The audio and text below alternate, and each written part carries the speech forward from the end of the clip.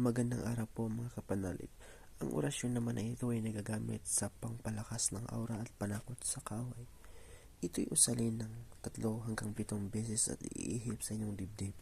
Ito'y napakabuhay na salita sapagkat ito'y subok na ng inyong maestro ang nawa ay inyo itong gamitin sa tama at huwag po sa mali sapagkat ang orasyon na ito ay buhay na buhay. Kahiling-hilingan ko lang po huwag niyo po itong gamitin sa masama sapagkat gumagana din talaga ito. Mabuti lang po ang pwedeng gawin nito dahil babalikan kayo nito pag ginamit niyo ito sa masama at tsak na ikakapahamak niyo.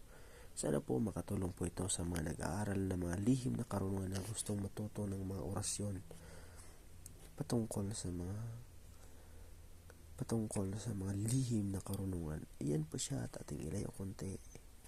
Nostram Ranseo Jesus Jesus Arcangheles in Concepcion.